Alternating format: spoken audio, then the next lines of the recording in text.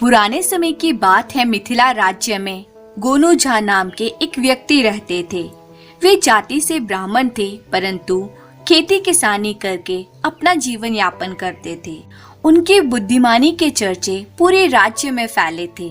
मिथिला के महाराज ने उन्हें अपना प्रमुख सलाहकार नियुक्त किया हुआ था।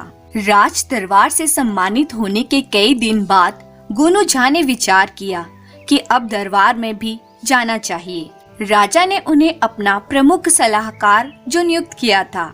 यद्यपि राजा ने प्रसन्न होकर उन्हें ये छूट दे दी थी कि गोनू झा जितने दिन चाहें अपने घर रहें और जब चाहें दरबार में आ जाएं, परंतु साथ ही यह भी कहा था कि राजकीय आवश्यकता पड़ने पर उन्हें अवश्य उपस्थित होना पड़ेगा। गोनू झा ने दरबार जाने का विचार बना लिया और सज धज कर चल पड़े। उन्हें इतनी प्रसिद्धि तो मिल चुकी थी कि मार्ग में जो भी मिलता वही उन्हें सम्मान देता। सबसे मिलते हुए गोनू झा राजमहल पहुंचे। राजमहल के फाटक पर द्वारपाल खड़ा था। आइए पंडित जी, आपने तो सारे मिथिला में धूम मचा दी है। सब माँ काली का आशीर्वाद है भाई। दरबार जा रहे हैं? हाँ भाई, महाराज के दर्शन करने की इच्छा है।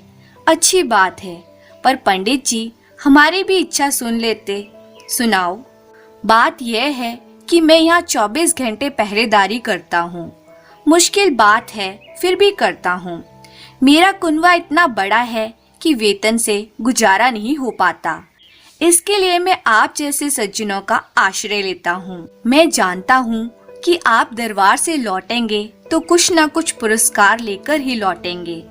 तो अंदर जाने से पूर्व आप वायदा करें कि जो भी पुरस्कार मिले उसमें से कुछ भाग आप मुझे देंगे। भाई, यह तो दरबार में जाने की घूस हुई। गोनू झा मुस्कुराते हुए बोले, जो भी आप समझें, मेरा कुनबा बड़ा है। तो राजा साहब से कहकर वेतन बढ़वाओ। महाराज बहुत दयालु हैं। वे अपने कर्मचारी का कष्ट सुनकर जरूर द्रवित होंगे। उसकी क्या आवश्यकता है प्रभु, मेरा काम तो दरबारियों से चल रहा है। सब अपने पुरस्कार का एक भाग खुशी खुशी दे जाते हैं, और जो तुम्हारा हिस्सा ना दे तब क्या करते हो? हालांकि ऐसा कभी हुआ नहीं है। हमारे दरबार में ऐसा कोई भी कंजूस नहीं जो इस गरीब की सहायता ना करे। फिर भी ऐसा कोई अवसर आए तो मैं भी द्वारपाल हूँ। ढेर सारे हथकंडे जानता हूँ। बात तो तुम्हारी ठीक है भाई, फिर तो तुमसे बनाकर रखनी पड़ेगी। तुम्हें नाराज करने का अर्थ है अपना अहित करना। गोनू झा मुस्कुराते हुए बोले, आप तो समझदार हैं। मैं साधारण द्वारपाल भले हूँ, पर मेरी भी कुछ औकात है महाराज के यहाँ। और भाई, घूसखोर तो वैसे भी फंदेबाज होते हैं, आप जानते ही हैं। द्वारपाल हंसते हुए बोला, ठीक है, मुझे यदि दरबार में पुरस्कार मिलता है तो आज का सारा पुरस्कार मैं तुम्हें दूंगा। मैं वचन देता हूँ। जाइए, अब दरबार में इस समय मगध का एक पंडित बैठा है, उससे शास्त्रार्थ कीजिए और ढेर सारा इनाम पाइए। गोनू झा दरबार में पहुँचे तो सारे दरबारी हर्ष से खड़े हो गए। गोनू झा आ गए, गोनू झा आ गए। मिथिला नरेश भी हर्षित होकर सिंहासन से उठ खड़े हुए। गोनू झा ने महाराज का अभिवादन किया। आओ गोनू झा, उचित समय पर आए हो। हम अभी सोच ही रहे थे कि आज आपकी उपस्थिति अनिवार्य थी। खैर, आसन ग्रहण करें। गोनू झा ने अपना आसन ग्रहण किया। फिर शास्त्रार्थ शुरू हो गया। मगध का पंडित और मिथिला का एक विद्वान आमने सामने बैठे थे। महोदय, जो बिन पैरों के चलता हो, बिन वाणी के बोलता हो, ऐसा पंडित कौन है? मगध के पंडित ने प्रश्न किया तो मिथिला का पंडित सोच में पड़ गया। ऐसा तो भगवान ही है, पर शंकित थे तो उत्तर ना दिया। निर्धन जो दूध पीता है वे किस रंग का होता है? मिथिला का विद्वान चकराया। दूध का तो एक ही रंग होता है। अंतिम प्रश्न, काजल से भी काला क्या है? विद्वान ने सिर झुका लिया। मगध का पंडित अकड़ गया। क्या कोई और विद्वान इस दरबार में नहीं है? वह सगर्व बोला। महाराज ने गोनू झा की तरफ देखा तो वह उठकर मगध के पंडित के सामने जा बैठे। मगध के पंडित ने गोनू झा पर दृष्टिपात किया। वेशभूषा निपट देहाती थी। सोचा कि यह क्या जानता होगा किसान।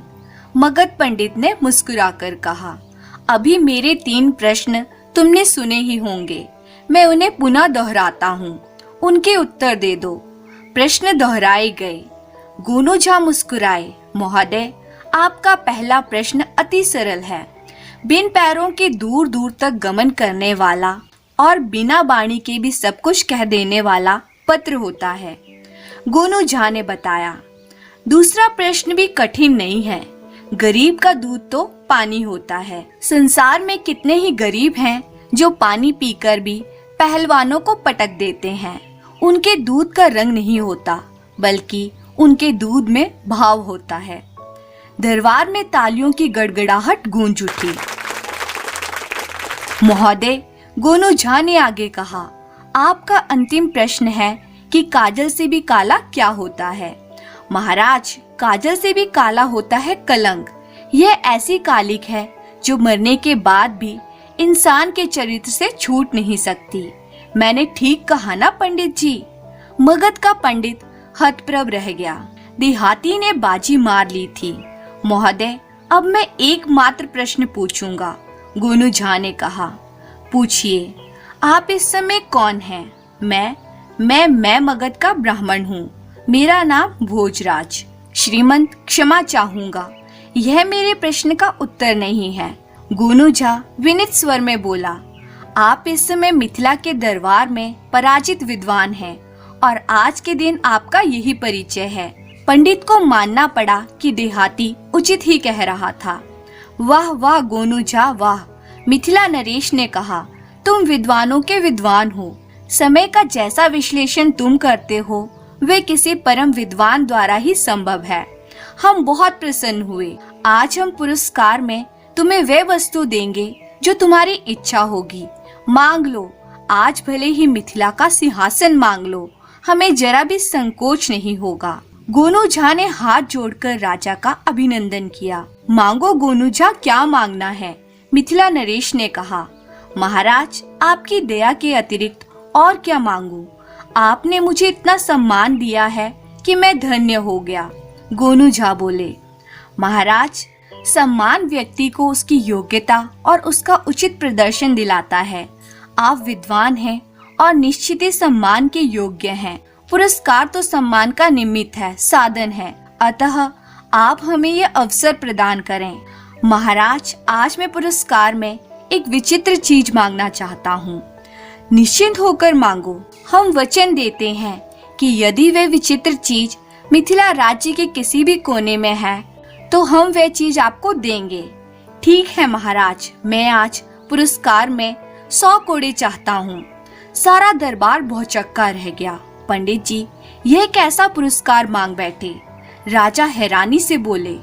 मैंने कहा था कि मैं आज विचित्र चीज मांगने जा रहा हूँ, अतः अपने वचन के अनुसार मुझे ये पुरस्कार दे महाराज। महाराज ने विवशता से गर्दन हिलाई और दंड नायक को आदेश दिया कि गोनू झा को 100 कोड़े लगाएं।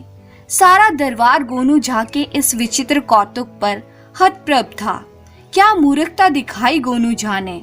दंड नायक अपना कौड़ा लेकर गोनू झा के समीप आ गया। महाराज, कृपया करके राजमहल के फाटक पर खड़े द्वारपाल को बुलाया जाए, क्योंकि मैं उसे वचन देकर आया हूँ कि दरबार में आज जो भी पुरस्कार मुझे प्राप्त होगा वह सारा मैं उसे दूंगा। आज मेरे द्वारा प्राप्त 100 करोड़ों के पुरस्कार का वही अधिकारी है, मेरे पुरस्कार में साझीदार है। हम समझे नहीं गोनू झा, महाराज ने पूछा। महाराज, किसी भी राज्य की उन्नति को निष्कंटक और सुचारू रखने में राज्य के सुरक्षा कर्मियों का योगदान अधिक होता है। यदि सुरक्षा तंत्र भ्रष्ट हो जाता है तो प्रगति प्रभावित होती है। हमारे राज्य का प्रहरी इसी मार्ग का राही है।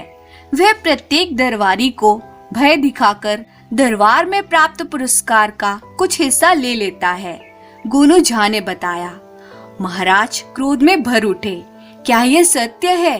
राजा ने दरबारियों से पूछा। कई दरबारियों के सिर सहमति में हिले। उस द्वारपाल को तत्काल दरबार में बुलाया जाए, महाराज ने आदेश दिया।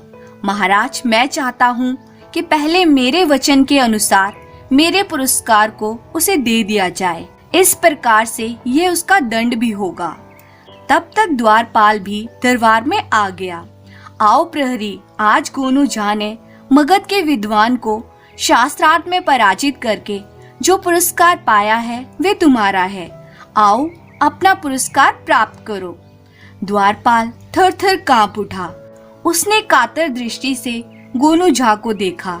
भाई, इस प्रकार क्या देखते हो? आज पुरस्कार में मुझे 100 कौड़े मिले हैं। वचन के अनुसार सारा पुरस्कार तुम्हारा है, गोनू झा बोले। द्वारपाल दौड़कर गोनू झा के पैरों में गिर पड़ा। क्षमा पंडित जी, क्षमा। मैं मूर्ख, भूल गया था कि मैं किससे पंगा ले रहा हूँ। भविष्य में मैं कभी भी ऐसा अपराध न करूँगा। भाई, यहाँ क्षमा और दंड का अधिकार महाराज को है। मैंने तो जो वचन दिया था मात्र उसे निभा रहा हूँ, गोनू झा ने कहा। द्वारपाल रो रो कर महाराज से क्षमा मांगने लगा। प्रहरी, तुम्हारा अपराध क्षमा योग्य नहीं है। तुम हमारे राज्य में भ्रष्टाचार का बीज बोने का कुचक्र रच रहे थे। दंड नायक, इस अपराधी को इसका पुरस्कार देकर राज्य से बाहर कर दिया जाए और इसके परिवार के भरण पोषण का भार राजकोष उठाए। गोनू झा ने तत्काल जोड़ा, जिसे मिथिला नरेश ने सहर्ष स्वीकार कर लिया। द्वारपाल को उसके किए का दंड मिल गया। गोनू झा, वास्तव में ही तुम बुद्धिमान और कर्तव्यनिष्ठ हो। तुमने अपने पद के अनुसार अपना कर्तव्य निभाया है, राज्य को एक आगामी संकट से बचाया है। तुम्हारे पास बुद्धि, कर्तव्य और दया जैसे सभी गुण हैं। हमें गर्व है कि तुम हमारे प्रमुख सलाहकारों में से एक हो। इस प्रकार गोनू झा ने दरबार में पहले ही दिन अपनी धाक जमा ली। बड़े ही विनोदपूर्ण तरीके से उन्होंने एक भ्रष्ट द्वारपाल को दंडित कराकर यह संदेश दे दिया था कि वह मात्र विनोदपूर्ण ही नहीं बल्कि गंभीर सलाहकार भी थे। महाराज ने उस दिन भी गोनू झा को ढेर सारा पुरस्कार दिया। धन्यवाद।